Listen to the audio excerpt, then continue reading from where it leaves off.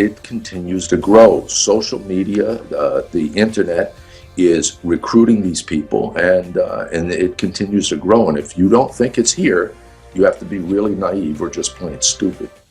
Bernie Carrick on this program last week talking about the threat of ISIS in America, basically saying if you don't think ISIS is already here, you're sadly mistaken.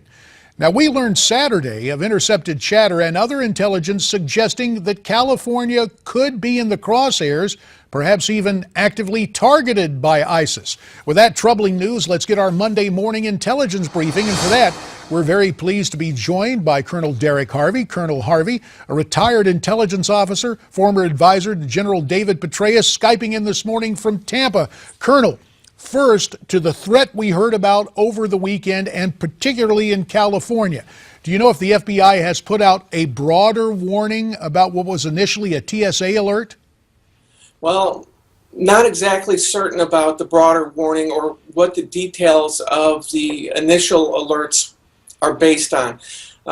Chatter, some innuendo, possibly picked up either in internet chat or some intercepts of some voice communications, likely suggesting an intent, an aspiration, and talking about a location. The timing is suspect. Nothing did occur over the weekend, of course, except for that one incident in Minneapolis. Well, let's talk more about that incident in Minneapolis because, quite frankly, a lot of mainstream, quote, media outlets have avoided talking about it. A report of suspicious individuals at the MSP airport last night. When officers arrived, police said a vehicle intentionally drove at them, resulting in officers opening fire on the vehicle. The driver of that car, Abdul Qadir Sheikh Mahmoud, age 36, faces aggravated assault charges. Now, this is curious when you hear the name of the driver. Colonel, is it possible that ISIS and other groups are going to smaller actions that might be confused for, quote, regular crime rather than a big terror attack? Well, this could have been something like evaluating the target. If they were looking at scoping out opportunities around the Minneapolis-St. Paul airport, the enhanced vigilance as a result of the TSA memorandum on Friday probably heightened the security there and made officers much more alert and suspicious. So they're probably checking something out. It could have been that these folks were involved in normal criminal activity, drug-related, and they panicked. You never know until you dig deep and you find out more about these guys, and that hard work is already commenced. And of course, authorities hasten to say there was no national security connection, but quite frankly, that leaves a lot of people skeptical. Now, Colonel, Pam Geller gave a speech at Brooklyn College last week, and Muslim students interrupted her throughout. Here's one exchange we wanted to take a look at to get your reaction. The clip coming to us courtesy of GatewayPundit.com.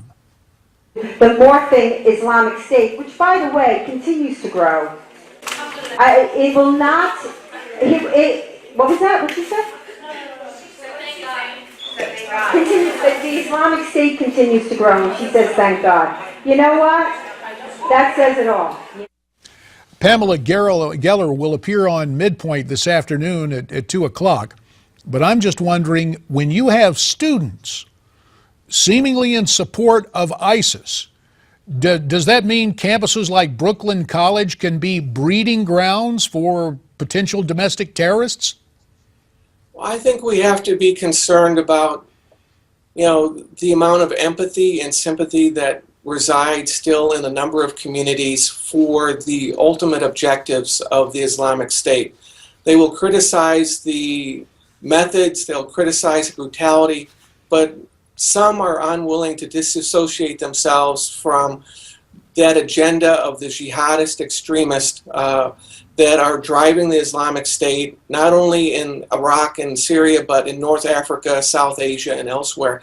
And it's disheartening, especially when we have apologists for that type of extremism, attacking people that are just trying to enter into dialogue and explain the threats that are facing the country. And again, Pam Geller will be on Midpoint with Ed Berliner at 2:20 Eastern Time this afternoon. Now, Colonel, about a minute left before we go. Want to get your take on talk that the Obama administration may stop threatening and blocking families from paying money as ransom for the release of hostages. 45 seconds for your reaction, sir.